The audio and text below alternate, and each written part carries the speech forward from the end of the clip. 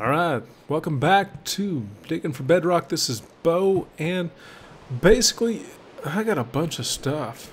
Now, it's raining outside, as you can tell. It's actually kind of lightning outside for real. But what I have is all these barrels full of stuff that I got from the 2 quarries that I dug, plus what I had before. So, quite a few items. Now, one of the things that I kept running into was issues that I was having with trying to get my skeleton shard. So, here's what I did.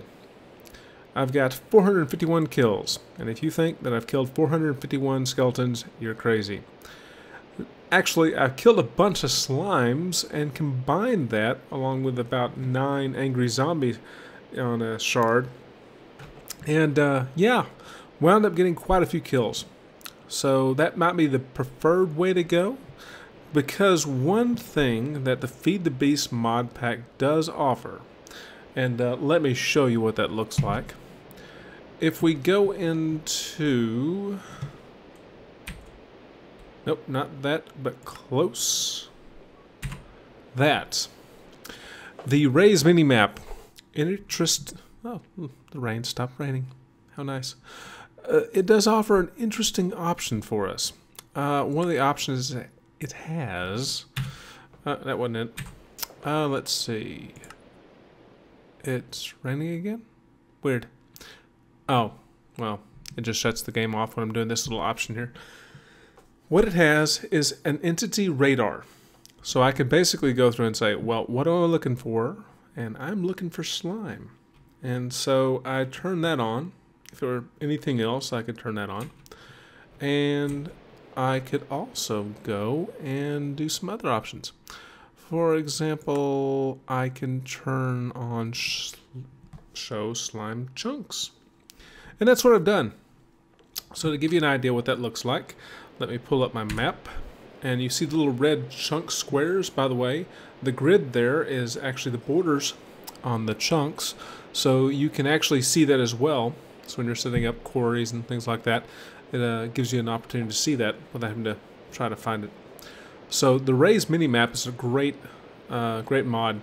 And as you can see, there are several little red squares all around. And those little red squares are slime chunks. And if you dig below the level of 40, you will see slime basically spawn. Now, they'll spawn in swamp biomes and things like that, but this is actually a way you can control it, because, let me go down to my dungeon downstairs. Now, all of this down here I dug with turtle, and it took a long time. As you can see, I'm approaching a slime chunk, and there it is. This entire area here and that one over there are slime chunks. And because of that, you need to leave a 3x3 area. And that will allow the big slimes to show up. By the way, these slimes can come in massive sizes on like custom games, things like that. But on these particular games, they come in 3 varieties. The tiny, which won't hurt you, the medium size, which can, and the very large, which can knock your health down by half if they hit you. The good thing is they don't move that fast, and they're not really that much of a scary thing to look at. So, yeah. It's a quick and easy way of getting kills. The reason why is this. You kill a big one, that counts. That's 1. You kill the 4 that spawn from the big one, that counts as well. That's 5. And then you kill the 4 that come from each of those 4, which is 16. That's 16. So with 1, you get 21 kills. Now that's assuming you get a large one to spawn. And they don't spawn frequently, but it's almost, worth it. Because they also have a secondary thing that they do. Rubber trees, that's always the thing you need on this Feed the Beast. You've got to make electrical devices, and that requires all sorts, that rain's going again, all sorts of stuff. But you could actually extract rubber from slime balls. So it's a really good option for those of you who are trying to make a lot of electrical circuits.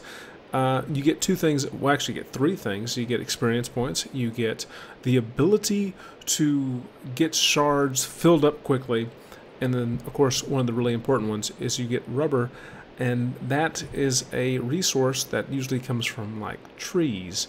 So definitely worth doing. Now this is kind of going slow. I have an overclocker, probably could make it go faster if I wanted, but that's kind of what I've run into. Now in the meantime, since I last made a video, I actually made this thing. An implosion compressor. And then when you make an implosion compressor, you have to make industrial TNT. Now, industrial TNT is made, well, basically by using flint and regular TNT. And regular TNT is made that way. But you could also make it with this. But be warned, whenever you're trying to make this, you pulverize this, you get 1 to 2 in a pulverizer. In a macerator, you get 1 to 2. So it's definitely a way of getting a little bit more out of your resources. But I've got 15 full stacks of flint right now. So yeah, I'm pretty good there. Ooh, I did find something. Out of quarrying everything I quarried, I found one of these. Now, I quarried two 59 by 59 areas all the way down to bedrock, and I found one. Extremely rare. And so you need like 4 of these to make a plate, and actually you need to macerate that, make a thing.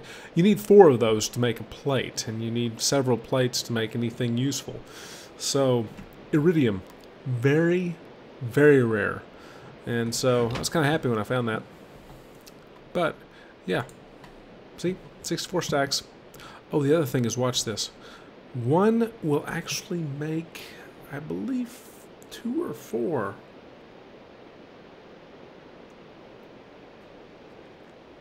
Two. So yeah, it's a good payoff. Oh, looky there. Something's just hit on the radar. You see in the top right, the mini-map that's up there, and I'll make it bigger. You'll see a dot, like you see the little red triangle there. If you look to the bottom, there'll be a little slime chunk, and you'll see a green dot. That is my slime, which I'm going to go kill. Fun stuff. Here we go. Time to go kill the slime. And I always gotta check the jetpack, because there's been many a bad time had by falling down there. 1, it's really far down there. 2, there's lots of things that want to kill me. Oh man, that's the only problem. You can come all the way for that one little thing. Now, it does bring up an interesting point. If you look and see how the radar changed, you know it was kind of a faint color before. See, like that? But when you're on the same level, it gets to be a brighter color. So if you're looking at the mini-map, you'll actually see that change. So a brighter color. So when you're on the same level with the entity you're looking for, it'll actually be a brighter color. So really cool option. And yeah, I just got 2 more pieces of rubber. And I don't have to come down here. I can always just check the radar. And if there's nothing loaded in my slime chunk, there's no reason to mess with them. Now, that implosion compressor that I made uses the advanced, or the reinforced casing, not the regular casing. And so yeah, it's actually pretty easy to make. So that's kind of an update to where I'm at right now. I will see y'all later.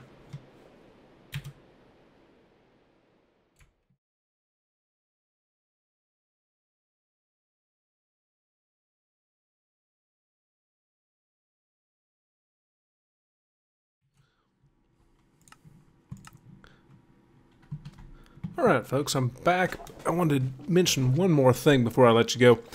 And I actually saw some things pop on the radar, so I want to come down here and show you exactly what the slime shard does.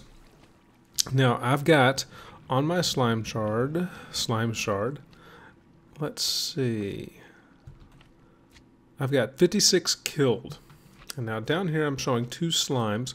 I have a large slime and a smaller slime, medium size. Now, those 2 slime, let's see. I'm going to kill this little guy off first, and his little companions, and then I'll go after the big guy. Hopefully. Come on, little guy. You're faster. Alright. So he produced only 2. Now that's the thing. They don't always produce the full amount.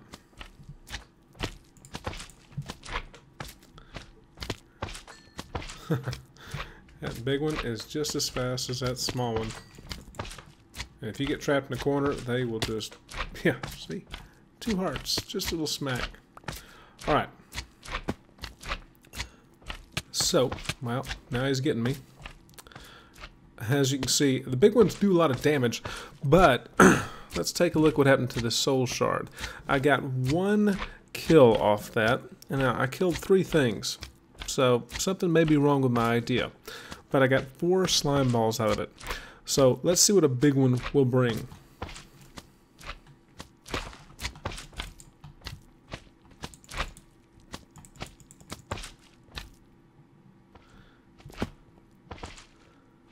Now that was a kill. He only produced 2. They're actually easy to kill. So he only produced 2. But that counted. Now these guys only produce 2 apiece themselves. So let's see. Let's get these guys in the corner so they'll come to me. And they won't do a thing to you. Almost seems wrong to kill them. Almost. Now, as a result, you can see that I got 66. Now, basically, it's, you know, easy kills, as long as you don't get trapped in a corner or you're trying to show somebody something. And you get experience points and you get slime balls. So, slimes, as annoying as they may be, are actually worth quite a bit, in my opinion. Because when you're building all this EU circuitry and things like this, you do need to have the resources, and when you're trying to get the soul shard filled up so you can use it for other things later, it's nice to be able to do that. And the other thing about slimes is they will stay spawned even when you are, well, really far away. Most things despawn at about, I think, 32 blocks or something like that, 24 blocks. No, I think it's 32. You can hear them bouncing around. He's right below us. So anyway, most things will despawn. There he is. Alright, once again, it's a big one. So we got 66. Now let's see. So we got 4 out of the deal. 67. 68.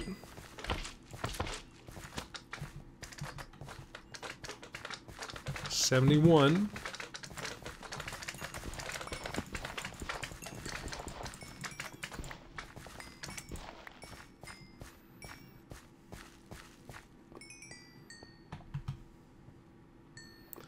82. Now, really quickly, I went from 60-something to 82 on a soul shard. Now, that's definitely worth the time, or definitely worth the slime. Pardon that. That was horrible. I really should go ahead and stop recording at this point. But the point is, I want to bring up the fact that slimes are definitely worth going after when you want to fill up a soul shard. They're also great for making rubber. And also experience points, because as you see, I'm at 21 right now. Don't actually have to have a spawner. It just works well anyway, because you already know where they spawn, so you have their spawner. So, yeah, that's basically what I want to bring up today was the idea of soul shard filling and rubber making that slimes provide. So hopefully this was helpful to you, and I will see you later.